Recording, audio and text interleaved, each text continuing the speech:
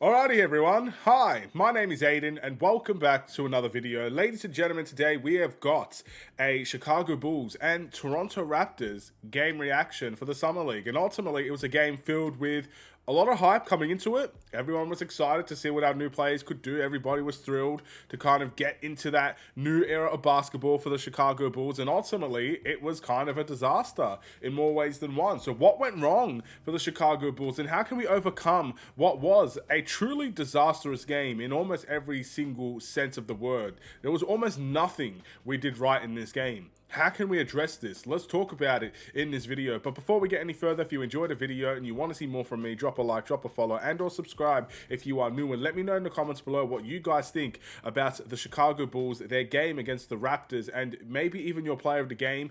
I mean, for me personally, I don't feel like anyone truly played that magnificent in this game to kind of deserve it. But ultimately, maybe someone out there is your choice. Feel free to let me know who you think it is. But we lost this game 116 to 72. And as I mentioned in the beginning, I felt like we did nothing right in this game.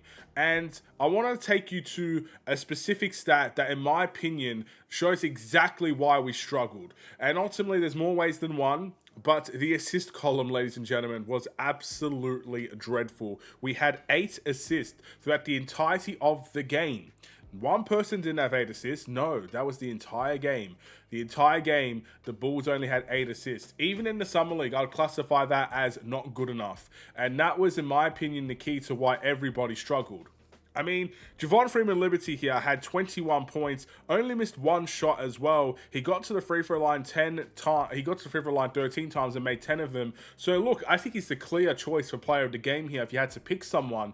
But the saying goes, you know, you need point guards, you need players to facilitate if you're going to get everybody involved. Hence the reason why guys like Noah Esenge, who didn't have a tremendous game whatsoever, struggled a lot in this one. Matas Buzelis was probably the only player that we actually have that knows how to do things beyond the point guard. Let me give you an example here.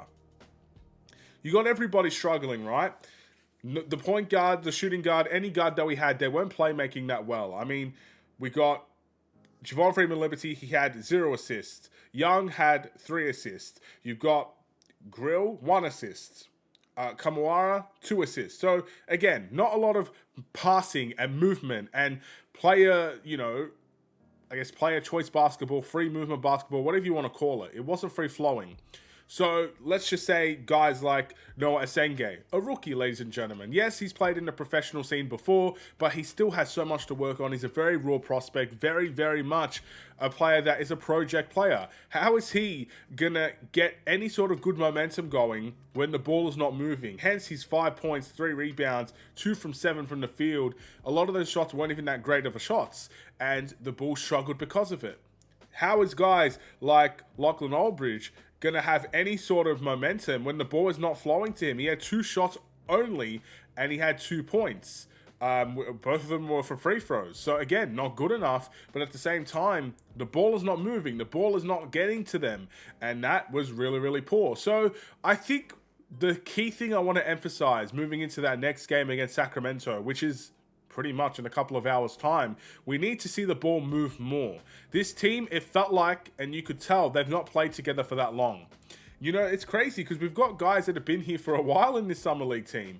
But at the same time, you've also got a lot of new faces, a lot of new guys trying to prove themselves. And you could tell that there were certain players out there that were looking for themselves more than looking for the victory, more than looking for the win. And that really hurt this Bulls team and it hurt their performance. But I also want to give credit to the Toronto Raptors. I was extremely impressed with their two-way capabilities from everybody on that team. And the Bulls probably need to take a step and learn from that Toronto Raptors team because they played with a little bit more togetherness, especially on the defensive end. And they ended up forcing us into some really bad mistakes and some really bad errors where it maybe did take individual brilliance and scoring ability from a Javon Freeman-Liberty or a Matas Buzelis to kind of make something happen for this Bulls team. As I mentioned with Matas Buzelis, and I talked about how he's the only one that could do something beyond the point guard. Matas Buzelis has NBA experience and he has high NBA experience. He's had some phenomenal games in the main NBA season for the Chicago Bulls, so he has experience that everybody else on this team does not. So when things don't go our way, when things don't go right for the Chicago Bulls, Matas Buzelis has the capabilities more than anyone else on this team to make something happen. So yes, he didn't have a great game, but he also had 17 points. He got to the line multiple times. He was able to play some really strong defense, got a couple of steals, got a couple of blocks, was able to rebound. He did a little bit of everything because he has the experience to make something happen when others are not making it happen for him, when the guards are not playing well and playing, I guess, pass-first basketball. So I give credit to Matas Buzelis there. Was it a great game? No. I would love to see much better from him, considering he should be and is our #1 option, and you always want to see how he would do. I'm not saying the Summer League would necessarily mean he's going to take that to the NBA, but if he could become a vocal leader, a #1 option, and thrive in a Summer League game, it could mean something towards the future of him being a #1 option for the Chicago Bulls in the main team and how he could operate with that. And of course, with better players comes, better performances. And even if Matas Buzelis doesn't take over in the Summer League, it doesn't mean he won't take over in the NBA when he's playing around much better talent and NBA-ready talent as well. So that's kind of all I've got to say in relation to this Summer League game. It was a brutal watch. I don't recommend you watch this one, and hopefully they can do something better against the Sacramento Kings. We need to see better. I want to at least see progression. So you saw our first steps here. You saw the ugly side of the Chicago Bulls in the very first game. Basically, I'm going to say it from now. Based off of this game, we ain't winning no Summer League championship. Pretty much those are, reserved for the teams that got undefeated and have a massive amount of, percentage on their side. So we are probably not going to get there, ladies and gentlemen, based on this game alone. But it's never about the wins and the losses in the Summer League. You saw the ugly side. It's time to take a step to the next level from that. How can a player grow from a day of a disaster? How can they grow the next day? How can this team grow the next day? I want to see better assists. I want to see better defensive performances. I want to see us be able to handle when a team plays physical and applies pressure to us from that defensive end. We need to be able to respond to that better.